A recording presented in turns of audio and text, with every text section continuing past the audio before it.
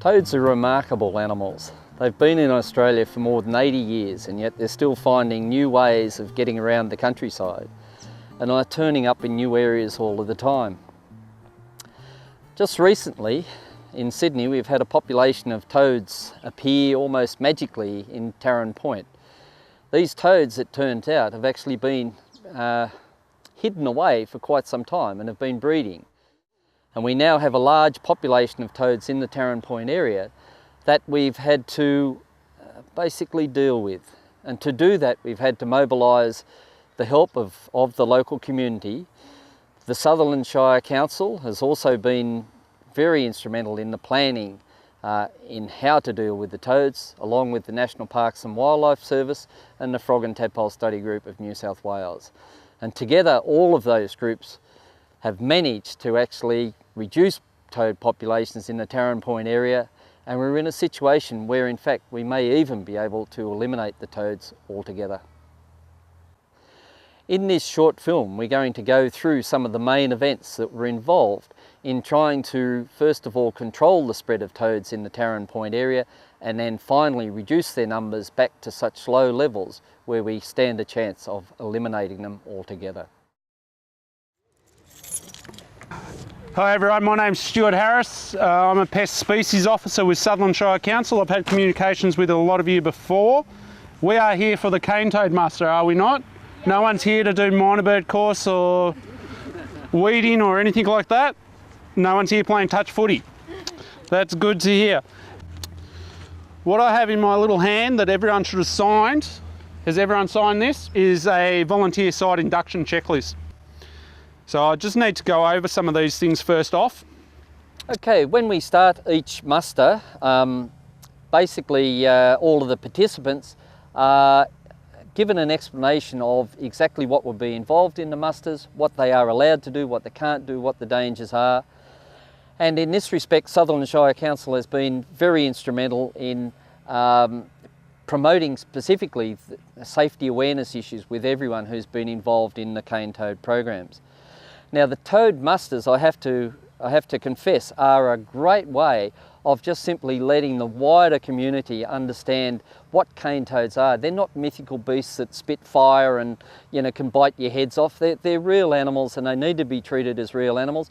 They are difficult animals to control, they can be difficult animals to find, and that needs to be got across to people. So the whole aim of the muster was really to look at it as a control exercise. There is no hysteria associated with these musters, and people were asked to come along and participate because they simply wanted to help. There's some people here from that know a lot more about frogs and toads than I do that will tell you that you don't need to wear gloves. On a Sutherland Council operation, I'm telling you that you do, because we've got to ensure that you're safe. The other thing I'll be issuing you is a vest. Everyone has to wear the vest. That's not negotiable. If you don't wear a vest, realistically you're not part of the walk. We have to ensure that you're safe. The other thing I'll be giving you is a bag. This is to put the cane toads in. It has nice little SSC pest species. I've written that on so that the bushcare people don't steal them as seed collecting bags, because they look very similar to seed collecting bags. Yeah.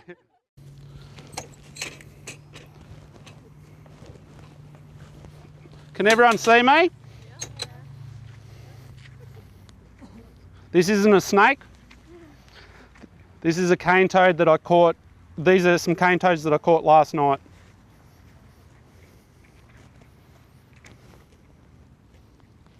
So this is what we're looking for. Can everyone see that? All right, so to catch a cane toad, and we have to be careful about this because we have to treat these cane toads with as much respect as possible. It's not their fault.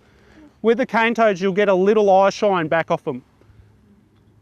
So there'll be a white shine and generally they'll have a little look at you. So all I do is, if I saw it like that, all I do is go behind it, keep my light in front of it and grab it. Where I'm trying to grab it is nice and soft around the middle. You can see that there's a ridge over its nose and its big eyes. Also behind its shoulders are the poison glands. Can everyone see behind the shoulders? So as I said, this is a female. It's fairly fat at the moment, it's full of eggs. So realistically, this cane toad isn't going to squirt poison at you. The only reason why it's going to excrete poison is if I start handling it poorly, if I start squeezing it. So you want to handle it fairly loosely. With this cold weather, the cane toads aren't going to be very, very active. Okay, this is a male. So same, there's a few little distinguishing factors with males. I won't go over them all.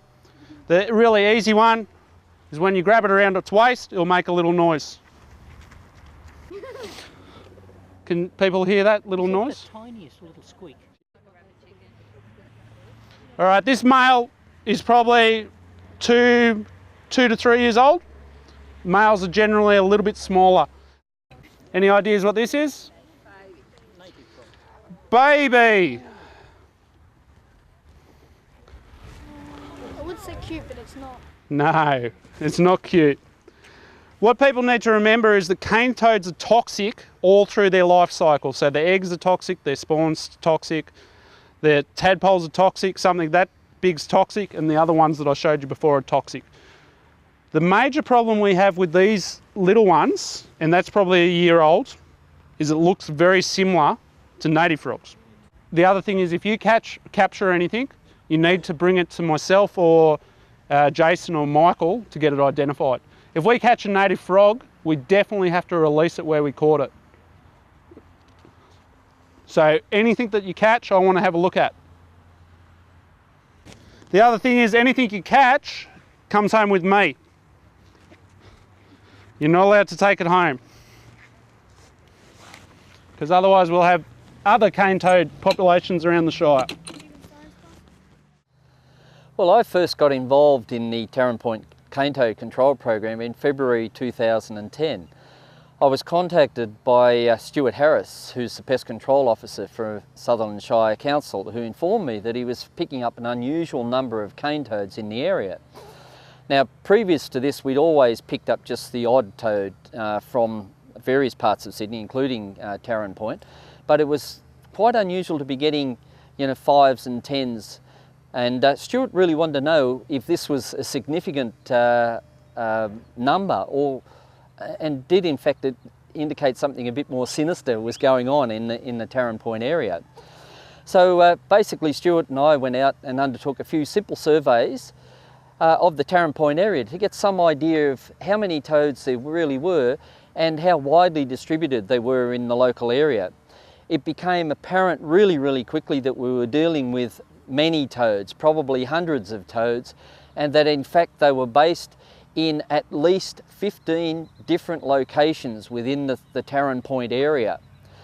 Now, I was then asked to prepare a quick report for Sutherland Shire Council to bring them up to speed with what we understood was the situation with the toads in Taren Point and what possible actions would need to be initiated to bring about the control of cane toads. And so I prepared that report. It went to Sutherland Shire Council. They grasped it immediately. They understood this was a situation that they couldn't afford to dilly-dally with, and they very quickly contacted the National Parks and Wildlife Service. They quickly decided to initiate cane toad control actions, toad musters of their own accord, and the whole program began from there. I started to get involved in this project when I heard about cane toads breeding in the Sutherland Shire Council in January 2010.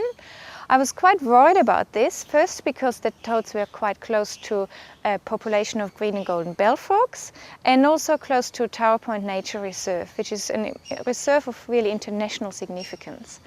So we got together a group of people, which we called the Cane Toad Action Group. This group consists of a range of people from council especially and our department, but also from Catchment Management Authority and other organisations. And we thought that thorough planning was the only chance of getting rid of these toads. We hoped that by getting everyone together, using all the expertise, we could come up with a strong expertise and we would be able to eradicate these toads as soon as possible. And we developed an action plan that laid out clearly what we wanted to do. The action plan has 4 main goals: to eradicate the toads, to survey and monitor for them, and to avoid the import of further toads. And most importantly, to educate the community about these toads. I'm mainly coordinating the action plan and chairing the meetings, but it's really Sutherland Shire Council and our local rangers who are doing all the hard work on the ground. Can everyone hear that? That's a cane toad call. And why we're concerned about that is that if they're calling and the male's sexually active and the females have eggs and there's breeding habitats around, there's a fair chance that they're breeding down here. The other reason why we're concerned about breeding is that we've caught a lot of different sized cane toads. There's the really big ones that might be 5 years old. There's small ones, like that one that I caught today. We've caught smaller than that. So while we're walking around tonight, it's probably in your interest to be as quiet as possible. So if you hear that, I want to know about it, because we could have another area where they could be trying to breed.